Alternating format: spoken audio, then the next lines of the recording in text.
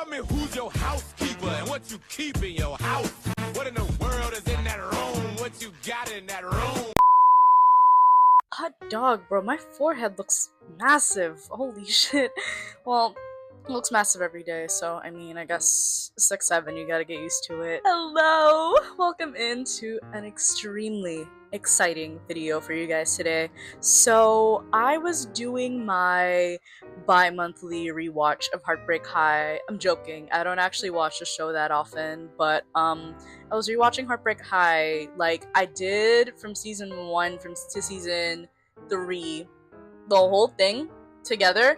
It's just like such, god, the show is so peak, man. I just can't help but smile thinking like it's such a good show. I feel like it definitely, okay, if you don't know what Heartbreak High is, sorry, I'm getting ahead of myself. Heartbreak High is a show on Netflix. It ran for 3 seasons from I think 2022 to 2026, I believe. So yeah, 4-year run. It's basically if Euphoria and Never Have I Ever had an Australian baby. Yeah, and that's the best way I can describe the show. It focuses on the lives of these like Australian teenagers. They're like figuring out love, sex, school, all that bullshit. It's very wild, okay, very messy. A lot of them are very impulsive. They're very like out there, and I feel like the show just has such a special place in my heart to me because a lot of the characters feel like actual people. Like these guys feel like real life. Like the characters in like the main friend group, Emery, Harper, and them, they feel like characters that would be in like an actual friend group in real life. Now, would I involve myself in that friend group? I don't think so. But yeah, a lot happens in this show. A lot of drama happens as per usual. You know, you expect this of like a teen drama show, and a lot of actual crimes do occur in the show. And because of that, I was doing my regular rewatch, you know, as one does. I've been obsessed with the show since like 2024, and I feel like I've always kind of wanted to talk about it, but I didn't know how to like really get the ball rolling with that. So my way of, I guess, like getting into kind of discussing Heartbreak High more in depth is I'm going to be looking at some of the antagonists in the series and then ranking them based off of like their crimes against humanity and the people around them in general. Now, some of these crimes, they range from like mildly irritating me personally to just like genuine actual crimes, and we will be getting into that, trust me. So I have my tier list on my laptop here to help me, and I also have my notes on the side just to like keep track of all of the crimes that we're going to be going through and analyzing today. So let's get into this tier list. God, I'm so excited. Oh my god, y'all don't even know, like, I love this show down. I feel like it clears so many of the other shows on Netflix, and mind you, I love Never Have I Ever. That fandom got like super big really, really fast, but in my personal opinion, I think Heartbreak High clears. I'm sorry, but that's just my personal opinion. You're allowed to disagree with me, but I really do feel like Heartbreak High really just has that like oomph and that passion to it, you know? The show is really cool, and they involved the cast a lot and like the writing and like the characters and how their arcs went. And so many of the arcs are like so good. Oh my god. Spider's character development, yo, it was peak. I'm not even gonna lie. So, you know what? Let's like get right into it. I'm not gonna waste any more of your time. Let's get right into this tier list. So, from top to bottom, we have Your Honor, They're Innocent. Basically, this one is for the characters who, like, if I were summoned into court to defend them, then I feel like I'd be able to cook up a pretty good defense. Looking at the characters that I have to sort out into these tiers, I don't know if anybody's gonna make it into this tier. We'll see. We'll see. But next I have I Understand You, which basically this one is for like people who, you know, I don't know if I could really defend you all that well, but I feel like I understand where you're coming from, and so I don't hate you all that much. I'm not gonna like do too much with you. And then next we have the lukewarm tier, Side Eye. This one's more like the middle ground, you know, where I'm not really sure if I like fuck with you heavy or if I don't fuck with you, you know. This is just for like people who, you know, you're not, I don't understand you, but you know, you're not terrible. So that's where I'm gonna be putting those people. The second to last tier is rack off, back away from me, which basically is for the people who I wouldn't send you to the shadow realm, but I wouldn't want to like associate with you in public. Like I wouldn't want to be seen with you, if that makes sense. And I feel like a lot of people are going to end up in this tier. So yeah, we'll see. And then the last tier is underneath the jail. Now, I already know when I was like coming up with this tier list, I already knew in my head who I was gonna put in this tier. Some of you might disagree with me, but you know, we're gonna see at the end of the day. We're just gonna crack right on into it. We're gonna crack, huh? Anyway, I'm sorry. Let's get into it. I'm excited. Ah! So, the first character who we are going to be categorizing today is Dusty. Mr. Dusty, the Targaryen. Is he a Targaryen? I don't know. Dusty was more of like, in season 1, he was more of like Emery's, love interest, you know, he was just like that hot guy, kind of like untouchable, you know, very like smooth, kind of, he had aura. Oh, it feels weird to say about him. He had aura, he stayed haunting the narrative. Even when he didn't go to the school anymore, he would find a way to like show up once or twice in the season. I think literally in season 3, he had like 2 seconds of screen time and I was like, dude, what are you doing here? Like, you don't need to be here no more. It's okay, you can leave. Dusty has committed quite a few crimes, but compared to some of the other people on this list, I feel like his crimes more so are just like, I don't know, he just doesn't have as many crimes under his belt as the rest of these people do. With Dusty, we have pretending to like Amory to get away with the JoJo accusation, which that one I feel like I'm never gonna be able to like fully forgive him for, because like, what do you mean you came up with an entire plan to get your teacher arrested for like grooming a minor just so you could get out of doing a class? Are you serious? And then after that, to like pretend to like her just so you could like get away with it, you're diabolical. You're done, Dusty, you're done. And then we have involved in the Malakai incident. Basically, there was an episode where they like went to a carnival and then Malakai got assaulted by a cop, and then him and Harper, they slept with him. Ew, God, no, that situation was so fucking icky. I'm sorry. That was, and I'm gonna get into Harper in a second, but just like, that whole thing was just, why on earth would you ever think that was an okay thing to do? I know that everyone was intoxicated, but it's like, damn, you ain't gotta do all that.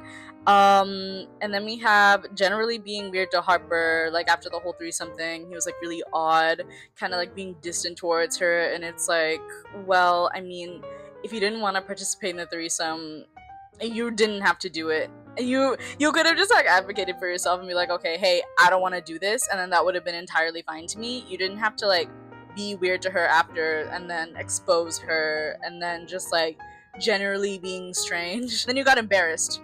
And then he got embarrassed so badly that he left the school. Yeah, because you're a clown and that's what you deserve. And then we have being performative and giving Cash terrible advice when he came to him about Darren. Now, I feel like his crimes more so are just like being irritable. Accusing JoJo of a crime that she did not commit is crazy work. So I feel like he more so definitely needs to go in the lower tiers. I'm not defending him. I will never defend him. So I feel like he needs to be, in terms of the tier list, I feel like I wouldn't put him underneath the jail, you know? I wouldn't really do all that to him. So I feel like he needs to go in rack off, back away from me, because yeah, you know, it feels like a good place to put him, you know, just because, I mean, he just doesn't deserve anything, you know. And why did they keep bringing him back just to like haunt the narrative? I'm so confused about that. But yeah, he just like irritated me a lot, so that is why he's going in this tier. All right, next up on the chopping block we have Rowan. Okay, so Rowan's crimes more so consist of, and I feel like he's one of the people on this list who's like genuinely like actually committed a crime, dead ass. And his crimes more so consist of being bird psycho, and like I feel like just generally being a menace. The way that they like framed his character, he just seemed so like meek and shy and innocent, you know. He had that whole thing going on with his little brother, who we later find out is not real and is in fact a hallucination. But they played him off as this like nice guy, you know, he's so like chill and all that. And then later we find out he's mentally ill. He's severely mentally ill. And so I feel like, and this might just be like a personal thing for me, I feel like I'm one of the only people who thinks this way, but I personally view Rowan as a very sympathetic character, and I feel like I view a lot of the characters that way, you know. All of them deserve a little bit of grace. They're all human at the end of the day. They're all young. They're trying to figure it out. A lot of my sympathy will go to characters like Rowan, who were definitely struggling a lot mentally.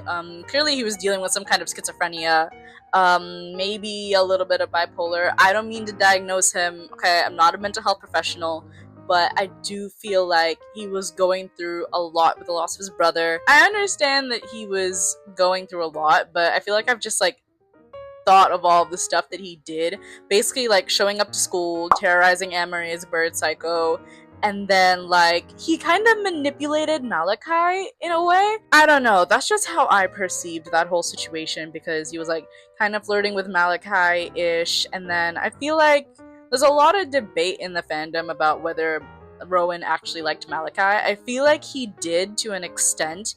And then we had that whole like camping episode, and we're gonna get into the camping episode, where Malakai kind of like sold a little bit when he like thought that he was talking to Amory when in reality he was talking to Rowan. We're gonna get into Malakai's tea in a hot minute, don't worry. But I feel like when it comes to Rowan, he was just like, brother was going through it. Like, I'm sorry. I feel like I extend a lot of grace towards him. However, I feel like him, because I think the whole thing with his character was that like he was from Dubbo and then he like came to Sydney. Are they in Sydney? I think they're in Sydney. Yeah, he came to Sydney when he wasn't really like fully mentally all there, which I feel like is a very big risk. He hallucinated his brother for the entirety of the school year. Kind of led on Malakai a little bit, terrorizing Amory, and then literally almost got him, Harper, and Amory killed for damn near no reason. And it's just like, I don't know, I extend a lot of sympathy and grace towards him, but his mental illness is an explanation. It's not really an excuse for his actions. And so I feel like when it comes to putting him on the tier list, a lot of these characters I am kind of more biased towards, just like a little bit, ever so slightly. But I feel like I extend a lot of grace towards him, so I wouldn't put him in Rack Off, Get Away From Me. So I will put him at the top of the lukewarm tier. I feel like he can go there, yeah. He can stay there. I don't quite understand you. Not quite saying I understand you. That might be subject to change a little bit as we look through the other characters. When you compile all his crimes as bird psycho, then he has a lot of crimes to answer for. But I feel like he's kind of Pookie Bear. Is that crazy? Is that crazy to say? He's like kind of Pookie Bear. I don't know. I feel like I kind of just feel bad for him at the end of the day, honestly. And I like the way that the show kind of like, they didn't try to like really villainize him in a way. They framed him as very sympathetic, although that didn't exactly excuse his actions. God, this show is so peak, bro. It handles moral dilemmas really well, and we're gonna get into that with the next few characters. But yeah, I'm fine with putting Rowan in this tier. He can sit comfortably right there. You know, we're only 2 characters deep anyway, and some of these I might change my mind with a few of these. I'm not sure yet, but we'll see. Alrighty, the next character on the chopping block is Miss Sasha. So now Sasha, I feel like, is a character from season 1 who I didn't really like vibe with all that much. You know, she's very judgmental, very much like, I have to take the high ground in all things, like I'm gonna judge you and condemn you and then still like kind of be a hypocrite as well. And I feel like one of her main crimes for me and why she kind of pisses me off a lot is like being performative as fuck. Like, I feel like there are a lot of cases where like I think she genuinely does care about the causes that she does support, but I feel like at the same time, like, girl, you're performative as fuck. I'm so sorry. Like, I had this theory from like deep in season 1, but then when season 3 dropped and then all that stuff happened, I feel like she definitely does lose a lot of points from me personally. So we're gonna go over the list of her offenses. It's quite the long one. I think it's like the longest of all the characters that I had to come up with lists for. But number one being a performative bitch. We've just gone over this. Cheating on Missy. Oh my god, I almost forgot about this actually, and I'm glad I wrote this down.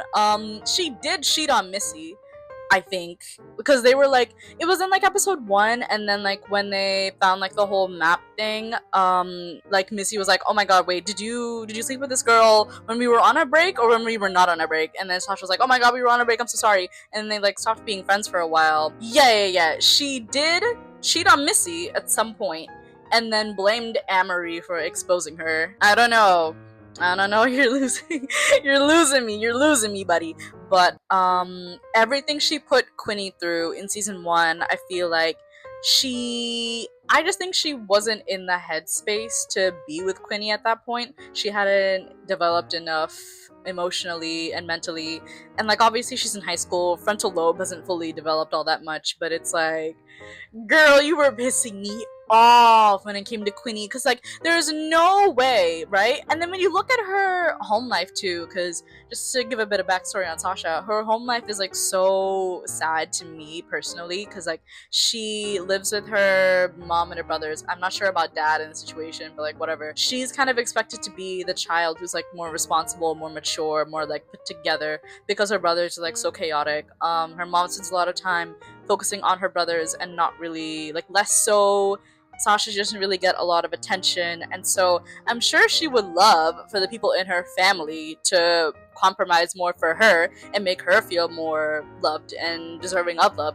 But when it comes to Quinny, suddenly you can't make the compromises that you would want your family to do for you. I'm scratching my head. I truly am lost, because I want to defend you, but I simply cannot. Like, watching that episode, I'm not exactly what number it was. I'll put it on the screen if I can find it, but Quinny had like gone to a convention for like the book series that she loves, Angelina the Underworld. Sasha was like so bitchy about it the whole time, and so like, oh, you know, it's really hard being with you and being like a normal teenager. Bitch, if you don't shut the fuck up! As someone who views like compromising with the people you love as such a strong value, to me, like, watching Sasha go about the relationship with Quinny in the way that she did was so disappointing. I feel like we have other crimes of hers to like look through and analyze, so I'll leave that there. If I talk about it anymore, it's just gonna like make me more upset, so we're gonna keep it pushing. Lying about being vegan. Yeah, it was revealed in like season 2 that she really likes going to this one restaurant to try their duck, and so that makes her not a vegan. So lying about being a vegan is crazy. Terrorizing everyone throughout all 3 seasons. Yeah, come on. If you've watched the show, then you already know. But the sensory room incident is the next crime she has to answer for. Holy shit. And that is like another piece of evidence too of like her being performative, because like you knew how important the sensory room was, allegedly, and then you let Taz convince you to do those unspeakable things in the sensory room when you claim to care about these social issues. Right. Because we're gonna get into Taz's tea in a little bit, but Taz, I expect this from. Sasha, I expected a lot better from you, and you really truly did drop the ball here. As with her other crimes, which consist of agreeing to be in a situationship and then getting mad about the situationship. Okay, because this one is just like, you agree to go be like casual-ish with Taz and then get upset when Taz is casual with you. I'm scratching my head again. I truly don't know this woman. I'm at my wit's end. But then we have turning on the ride and then lying about it for weeks. This one I feel like truly indicates some kind of like deep psychological torment, you know? Because she knew that she was the one who had turned on the ride the entire time since the carnival incident, and the fact that she was able to like maintain composure and like feign innocence for so long is like so, I feel like it is definitely indicative of some kind of psychological thing going on with Miss Sasha, because if that were me, bro, I wouldn't be able to look anybody in the freaking face. So the fact that she was able to do that just like, red flags to me. And then we have public indecency. That moment in season 3, this is just more like silly, but in season 3 when she like stripped and then tried to like rescue a chicken that had already been rescued, girl, you're doing too much, you need to sit down. But then we have lying to the authorities and everyone in her life about the carnival multiple times, because like, how are you gonna judge them for breaking and entering at the carnival when you damn near did the exact same thing? And worse, you were the one who put that guy in the hospital, basically. Like, everybody involved in the carnival incident obviously did like something terrible. Like, they shouldn't have been doing that shit in the first place. They all have something to answer for, but I feel like Sasha more so falls in the list of like actual criminals, because like, there's no way like you were the one who turned on the ride, you knew that you did it, and then you just like kept it pushing like everything was normal. And then you wanted to graduate with your class knowing that you should be the one getting expelled along with them. Like, I'm mad. I'm upset. So, in terms of Miss Sasha, I mean, she already got charged with like community service, so I feel like that's as close to jail as you're gonna get. I don't know what her actual sentence was, but because of that, I feel like we have to put Miss Sasha, underneath the jail. I sympathize with you deeply, okay? That doesn't mean I don't understand you. I do understand you, and I extend compassion and grace towards you, but it's just like, I don't know, girl, you're rubbing me the wrong way. Like, I'm looking at all of your crimes on this list, and I'm just like, girl, you didn't you weren't doing yourself any favors here. If I were asked to go to court and defend her, I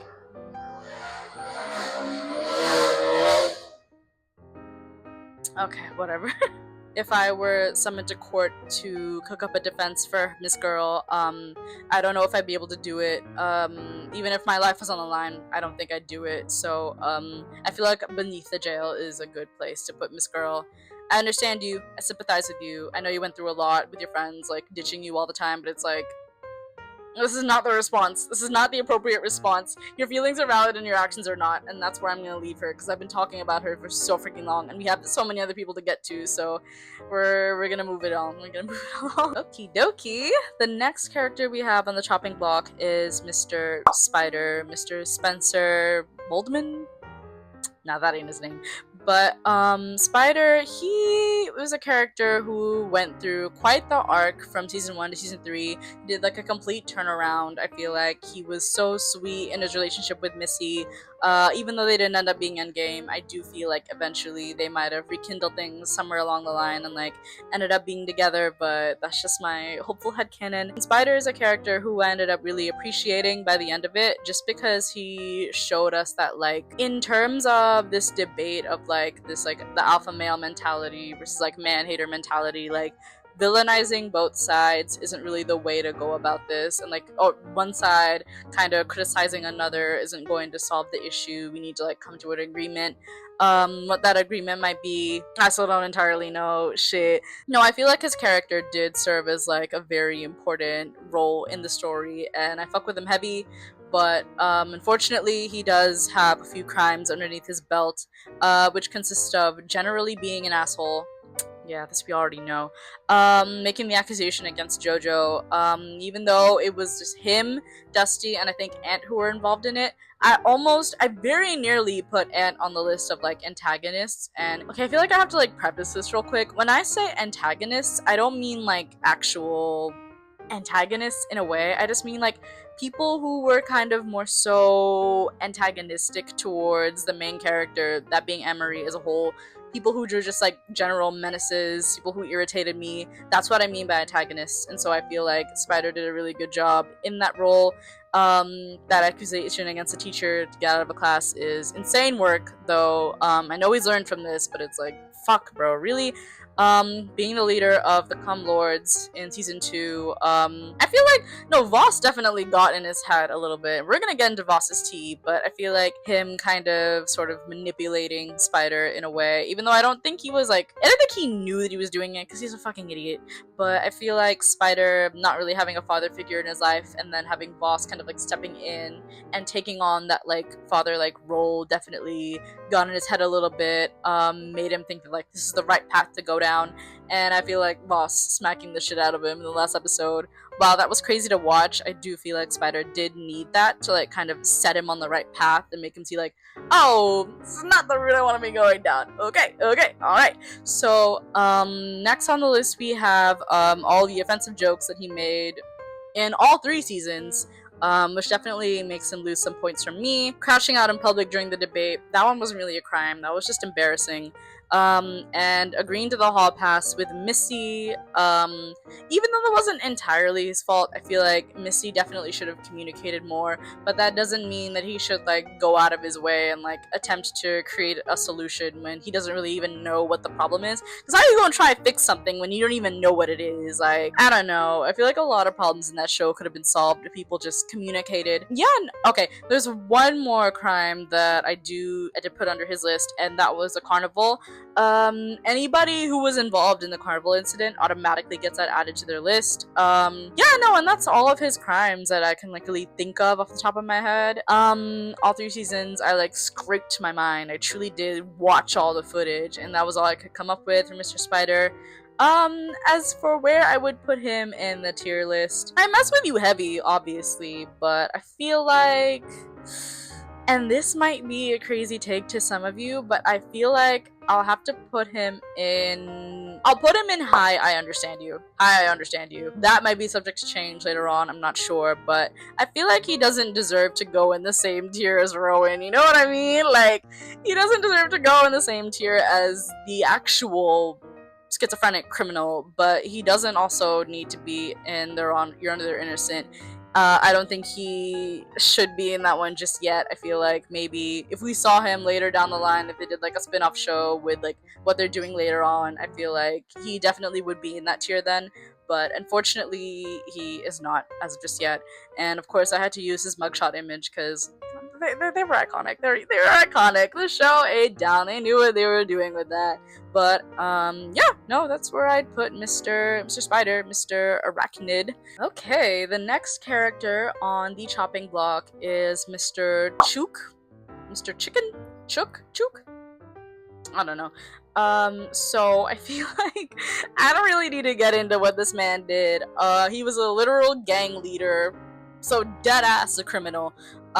He just terrorized everybody, terrorized Cash, terrorized like the whole Harper incident. We don't even need to get into that. We already know that was bad.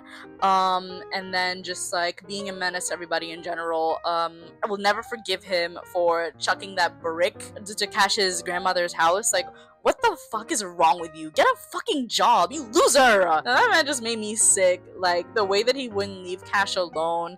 And I feel like he felt a certain overprotectiveness towards Cash just because like he got him out of the group home, he like basically raised him in the gang, but it's like, I get that you think that you guys are like a family, but you guys are literally out here committing actual crimes. And I feel like that episode with him and Cash on the boat really did just like show him like exactly what Cash was thinking and feeling when he decided to leave the gang.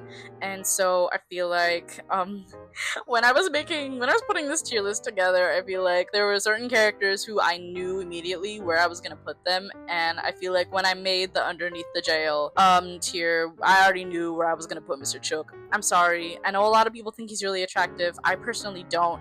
And so he goes in top of Beneath the Jail next to Miss Sasha, who is the other convicted criminal in this tier list. That's crazy. How many fucking criminals do we have here? Oh my god, this is crazy. Okay, so the next character we have on this list is Woodsy, the school principal. The only reason I put her on this tier list is because, one, I feel like I needed a character who I could put in the Your Honor, They're Innocent tier, because I feel like I knew initially that a lot of people weren't gonna make it into like the highest tier, so I had to put somebody in here who would go in that section, and I feel like Woodsy definitely could go there, just because like, I don't know, the way she was moving in season 1 is kind of crazy, and the way she was like handling the situation with JoJo wasn't exactly the best, and you know, she's made her mistakes, you know, but she's learned from them, obviously. She hasn't committed any actual crimes like some of the characters on this in this list, but I don't know, I'm always gonna like side-eye her for like not firing Voss immediately after the camping episode, because what do you mean a student almost died in the woods during an exercise that he suggested you didn't fire this man immediately. Like, all these characters are very flawed, obviously, but that's why I kind of always will side-eye JoJo a little bit. But because of how sweet she had been to so many of the kids, giving Cash a second chance, teaching Harper to drive and all that, she was just like so supportive and loving towards them. And I just feel like she has such a big heart, you know. And then season 3 with Taz and all that, them kind of like getting over their grief over the loss of Taz's mother together, and I feel like that was so beautiful. And so I had to put her in Your Honor. They're innocent. Of course, I will always show up for JoJo. I will defend her with my life, and anyone who says otherwise, put them up. We can really get into it right now. Also, I found out very recently while I was scrolling on Pinterest that she Woodsy's actor was the voice actress for Moana's grandma in Moana, bro. Okay, so that immediately puts her in You're Innocent. I wasn't even gonna put her on this list, but somebody had to go into the highest tier or this list was going to look crazy. So yeah.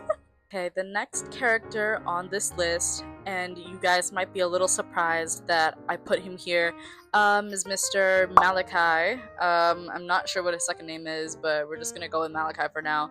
I feel like he is probably the most beloved character from this show. Literally when you look up Heartbreak High on like any social media platform, he's one of the first faces to come up. I feel like his looks definitely help him with that, you know. He's considered like the most attractive man in the show. I personally would say that it's Ant, but we're not ready to have that conversation yet. But I feel like he wasn't really an antagonist per se, but the way he was moving throughout the show was very similar to the way Harper was moving in season 1, and arguably throughout the whole show. We never really got to see him when he wasn't like dealing with some kind of like immense trauma. Y'all already know what I'm talking about if you watch the show. Yeah, we never really got to see him when he wasn't like dealing with some stuff, and so I feel like that made him kind of act out in ways that weren't exactly savory. And we're going to be going over that list. His crimes consist of telling everyone about him and Amory doing the devious acts that they were doing in season 1, which kind of like rubbed me the wrong way a little bit. Even though it was an accident, I feel like, come on bro, shape up. Lying to her about it afterwards was also kind of crazy. Gaslighting Amory in season 2 when she was like, no, something's like clearly up with you, and he was like, no, everything's fine, nothing's fine. And then like trying to convince her to go casual while he tried to figure out his sexuality. I feel like if he had just like talked to her and tried to like sort things out, like none of that stuff would have happened if they had just had like one conversation. And then getting with Rowan without fully being over Amory, I feel like definitely hurt Rowan a lot and definitely sent him further down that like villainous cycle. I'm not saying that I blame Malakai for any of this, obviously, but yeah, that's just the way it is. Tough titties, man. And then asking for Amory about how to be a better boyfriend and then trying to kiss her immediately afterwards. That is kind of crazy as well. Spending all of this is kind of funny, but spending all of season 3 trying to take another man's girlfriend. Of course, Amory wasn't innocent in all of this, but I feel like spending several weeks trying to encroach on another man's girlfriend when you've had your chance and it's been gone forever, like, no, I'm side-eyeing you a little bit. And then the last crime that Mr. Malakai has to answer for is snitching on everyone when he wasn't even a Hartley student and was going to leave anyway. And the reason why I say this is because, I mean, when he went to the police and like told everybody what happened at the carnival, also the carnival added to his list of crimes and offenses, I feel like when he did that, he was trying to like, I guess, own up to his mistakes and trying to be like, yeah, no, I'm trying to like do the right thing, I'm sick of like running from my problems, which is all well and good, honestly, like go king. But at the end of the day, one, you're not a Hartley student, so going to the police would mean that all of your friends get expelled the day before their graduation too. Wild work. And then also I feel like correct me if I'm wrong about this, because I feel like I might be, but the only reason that he was still in Australia from coming back from like Sweden or wherever the fuck he was because of the injury he contracted doing the whole like prank thing. And the only reason he was still there was because he was like recovering. So I feel like even if he went to the police and told them about everything, one, he wasn't getting expelled as a Hartley student, and then two, he was gonna fly out like back to Geneva anyway when he got better. So I feel like I am kind of side-eyeing him a little bit for that. I understand he wanted to do the right thing, and like everyone in that incident was in the wrong, obviously, but I just feel like, I don't know, getting all your friends expelled is kind of crazy. Like, I know all of you were involved in that shit in the first place, but I feel like if you really didn't want to get involved in any drama, like, I know that Missy had like told him about the prank that was going to be happening that night, and he could have just been like, oh no, I'm gonna just sit this one out, I don't want to get involved in it, if he truly didn't want drama like he claims. Which is why I feel like I could add to the list that he was like performative slightly. And another one of his crimes, this one's to me personally, ruining that song Noble forever from me. I just feel like people on TikTok use that song in so many edits of him. I can't listen to that song anymore. It's like I open TikTok, it's like 50 different edits of Malakai to Noble. I'm sick of it. I can't listen to that song anymore. I'm sorry. That just and that's just me being petty, but like whatever. Malakai, you're definitely a very beloved character, and I do appreciate you obviously for like all the stuff you do with Amory, like being with her through that abortion, just being like a very kind soul. He's a good guy, I feel like, but we never got to see him when he wasn't dealing with all that trauma, and so that definitely caused him to act out in a certain way that was like not so great. And so I feel like in terms of the tier list, I would put him in, you know what, I'm just gonna put him right next to Woodsy. I feel like he pissed me off a lot, but you know, he doesn't deserve to be in some of the lower tiers with the rest of these people, if I can even call them that.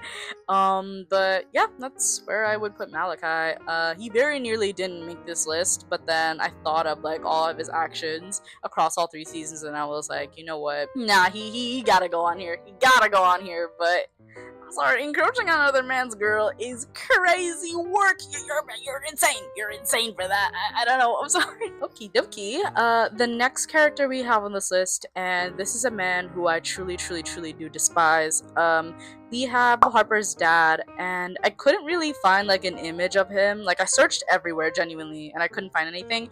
And I was initially just gonna like go watch an episode he was in and then like take a screenshot, but I feel like he doesn't really deserve that, and so I decided to just find an image of the poop emoji, and we're gonna be using that instead as a stand-in.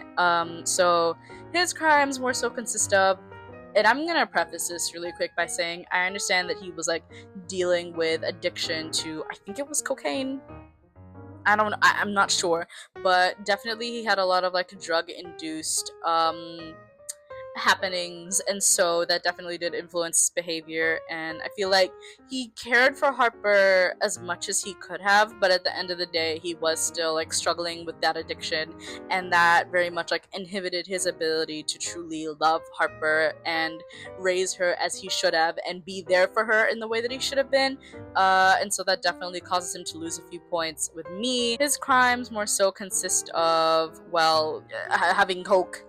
I'm pretty sure. I don't know if that stuff's like legal in Australia. Australians all can let me know, but I think he got it through less than legal methods, so we can go ahead and add that to his list. Using his daughter to get drug money is also kind of insane. Basically terrorizing her, and he was a reason that like Harper literally had one of the worst nights of her life, or one of the worst nights of anybody's lives, honestly. That was just terrible. That was horrifying. Oh my god. And then just like, I don't know, just like generally being a menace towards Harper, and I feel like I extend a lot of grace and understanding towards him, but at the end of the day I feel like if you have a child and you know you have to be there for that child, and instead of raising that kid like you should, you're like asking her for drug money and then like terrorizing her in these like drug induced manic episodes. I feel like he was also dealing with some mental stuff, definitely, but I feel like we did see some moments of him being like a generally normal guy, but I just feel like because of the addiction that he was struggling with, we didn't really get to see that more caring side of him. That nickname he had for her, Ducky, that was really cute, but unfortunately he does lose a lot of points from me. And the way that I choose to kind of like weigh where he goes on the tier list is because if Harper isn't going to extend that forgiveness towards him, I don't see why I really should. I wouldn't put him underneath the jail just because I understand that he was going through a lot. And so I'm going to put him in the top of Rack Off, Get Away From Me. That could also be subject to change because I feel like he doesn't deserve to be next to Dusty. I don't feel like he needs to be next to Dusty, or like the Dusty needs to be next to him, because I mean, Harper did not like both of these men, but she only tried to stab one of them in self-defense. So I feel like, yeah, no, we might have to revise that. Okay, the next character we have on this list is a character who, upon my first watch of season 3, I did truly despise to the depths of my core. I don't know whether that's like really changed a lot or not, but just like, this person hasn't committed any actual crimes. Actually, I think they probably did, but we didn't see any of it. But this character has a lot of stuff that they were dealing with as well, along with the rest of the cast, but I feel like, man, tough titties, everyone goes through some shit. I'm sorry, wait, no, that's mean, but I feel like this character was one of the more, irritating presences in season 3. I feel like if we just didn't have this character added to the season, I feel like it would have gone the same, more or less. But of course, Quinny needed a love interest, so we had to have you join our merry crew, and that character is Taz. And this character, I feel like, has divided a lot of the fandom. Obviously, it's really good that we have that kind of like Maori presentation in the show, obviously, but I just feel like this character could have been written a lot better. I don't know, this character just like deeply irritated me. And so we're going to go over the list of Taz's offenses. First one, being a scammer. I feel like that one I can maybe forgive you for. That one I might let slide, just because, like, would I be doing the same thing? Probably not, but I can kind of understand it. The sensory room incident, no, that's just actually disgusting. Like, I'm so sorry, but like, having sex on school grounds? You're nasty. You're nasty. You're done. You're actually done. And then being like the principal's niece on top of all of that, you're insane. You're insane. You're in pain. I can. I'm sorry. Let's go through the rest of these offenses. The next one being basically using a sensory room as a brothel. I feel like that's also really just fucking gross. Just to get some money? To get money, really. You're doing this for money? I feel like there are better ways to like make a quick buck. Like, you could get a job. I'm sorry, I may have to censor that word, but you could genuinely just seek employment. Like the rest of the characters, like Darren and like Harper and them. You could go work with them. You don't have to be like using the sensory room as a like, what's wrong with you? Genuinely, what's wrong with you? I'm sorry. I'm never ever gonna let that slide. But the next crime Taz has to answer for is basically ruining Quinny's entire future for no reason and then lying about it. I feel like, again, as we previously covered with Sasha, I feel like being able to just like mess someone's future up entirely and have them not know about it, and then just look them in the eye, in their optical sockets, and then like not tell them about it and then lie. You're a supervillain. You're an actual supervillain. Because if it were me, I wouldn't be able to look you in that face. And then like having that whole like romance arc with her, bonding over like Angelina the underworld. I get that like Quinny needed a love interest, but we could have brought in anybody. We could have brought in anybody. Oh my god. Yeah, and then we had almost losing Woodsy's dog, leading Sasha on his situationship, although I feel like debatable. Generally being a menace and just being fucking annoying. But I feel like when we combine all these crimes together and just look at them as a whole, as for where I would put Taz in the tier list, she makes Quinny really happy. And I know you make Quinny really happy, and you were going through a lot of stuff.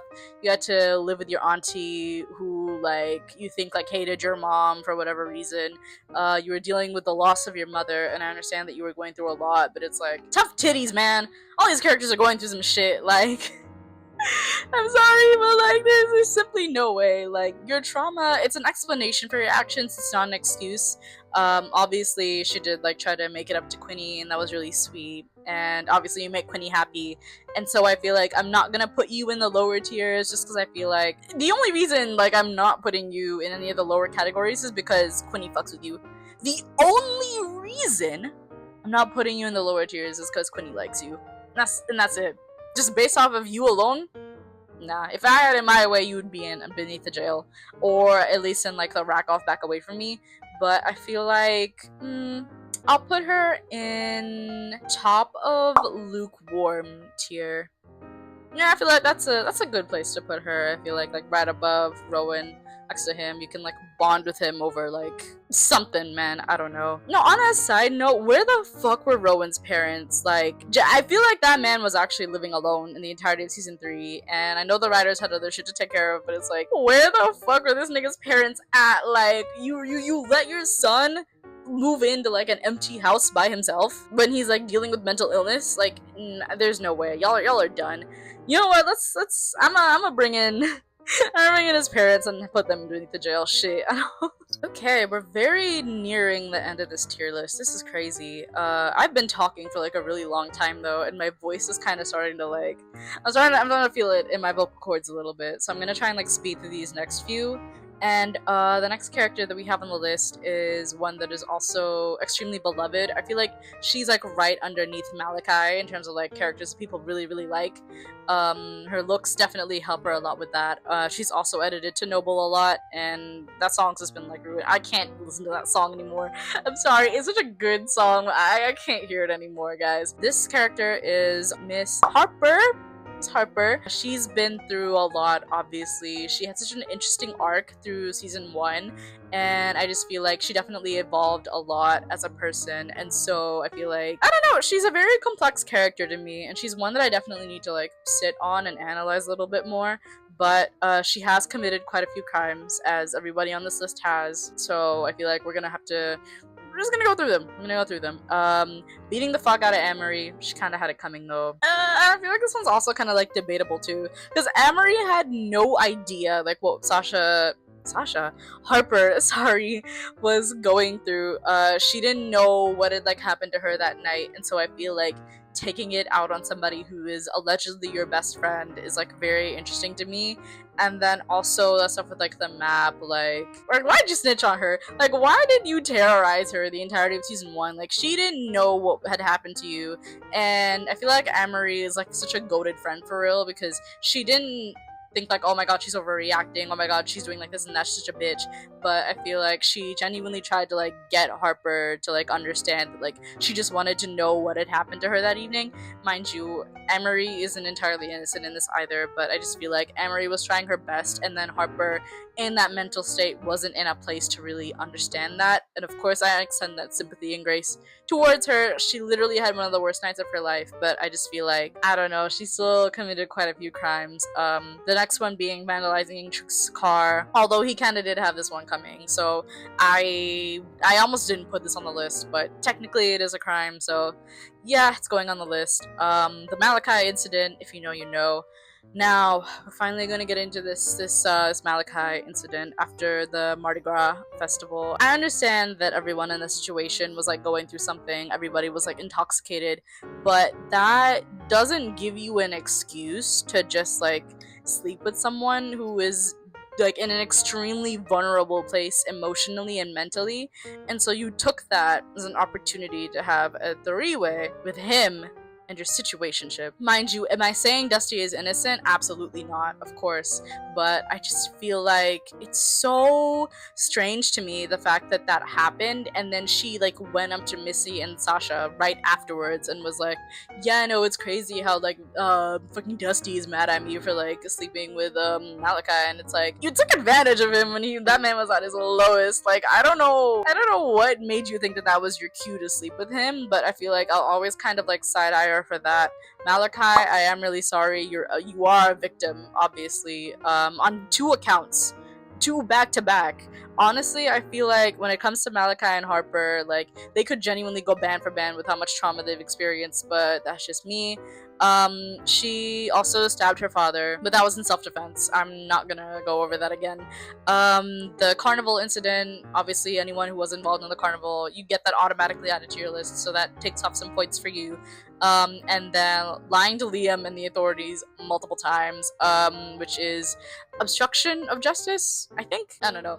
And just generally being kind of strange, because if I were Liam and I was like talking to Harper, we're having a really good time, and then I find out that you were involved in the incident and you were lying to me about it, I'm not running away with you. You're getting out of my damn RV and I'm never seeing you again. Like, I'm sorry. Like, I know Harper's fine shit, but come on. And so I feel like when it comes to Miss Harper, I do extend a lot of grace towards her. Obviously, she's been through a lot and she's grown a lot as a character, but I feel like if we hadn't seen her like after the stuff that she had like gone through, we've seen her before all of this, I feel like we would have seen a different version of Harper. She's forever been changed by what she's gone through. She's a very strong character, that I will say, very strong of spirit. And so as for where I'll put her in top of I Understand You. I'm not gonna put her in You're Innocent because I will always kind of side-eye you for the Malakai incident. I get that you were also intoxicated and you were going through some stuff, but like that doesn't give you an excuse. And so you can be right next to Spencer. Again, all this might be subject to change, but I feel like yeah, these two can like get along, and they're kind of twinning with like the mugshots, so I feel like they can get along pretty well. And they're both blonde, so there's that. Although I don't think Harper is like a natural blonde. I don't think. She's definitely not, because you can see her roots sometimes. So I feel like I don't know, man. Okay, we are at the second to last character on the list, and my lighting has been irritating me really bad. I am sorry about that. My background also looks kind of crazy, but that is because I'm packing up. I'm getting ready to travel. Where to? I'm not telling you. But this is probably the last video I might film in this location. I'm not sure. I might be able to shit one more out. I'm not sure. But the next character who we are going to be looking at is... I'm not excited to talk about this man, but luckily his list of crimes are very short, so I'm not going to spend too long talking about him. But Voss, the teacher from season 2, he just irritated the fuck out of me. Like, I feel like season 2 was such a vibe, and then he just like completely came along and like ruined it. His crimes consist of being a misogynistic weirdo, trying to train young men to be incels, leaving everyone in the woods to die, maybe, setting the school on fire, that's arson, by the way, and then beating the fuck out of Spider, though he needed that to get his act together. I still feel like that was insane. That whole episode with the camping was just like, I feel like that's such an insane episode, because like, and I don't know what possessed JoJo to like agree to leave these kids, this group of kids specifically, knowing how they be, in the woods with like no food, no shelter, no nothing, thinking that everything was gonna be fine. Obviously, like, Quinny ended up like almost dying, and so I feel like in that respect, Voss is definitely to blame, but then JoJo should have like put her foot down, though I don't think Voss would have like listened to her anyway, so I don't know how much that would have helped. He's just like generally a weirdo. I have no idea why Woodsy agreed to have him back after whatever the fuck he did to get himself fired the first time. The school must be deeply understaffed. And so I feel like, I don't know, where would I put Voss on this list? Personally, he just icked me out so bad, and I don't want to spend any more time talking about this man. He just pissed me off horribly. So I'm going to put him in beneath the jail. Obviously he's not going to go ahead of Chook, and so I feel like him and Chook, I feel like if they ever met, I feel like Chook could probably beat the fuck out of him, honestly, but that's just me. I'm done talking about this man. He's such a fucking, he just really icks me out. Okay, we are at the final character on this list. It does look like he isn't the last one. That's because I added Spider in twice on accident. That's my bad, although this like tier making site is so irritating. Like, ugh, I hate the format. But the last character we have to look at is Seb. Honestly, I feel like he was such a nothing burger of a character. I just feel like he was so... like, what role in the story did he really have other than to just, like, be annoying? I feel like we needed an irritating character for this new season, and he definitely served that purpose really well. He didn't really commit any crimes per se. He was just like so deeply annoying and just like such a nothing character. I honestly almost forgot about him, so he wouldn't have ended up in the list if I hadn't like been looking through my notes of season 3 and I was like, oh my god, wait, Seb, he was a character. I feel like in terms of his role in the story, and I'll always mourn Noah. Noah, the man that you are, God.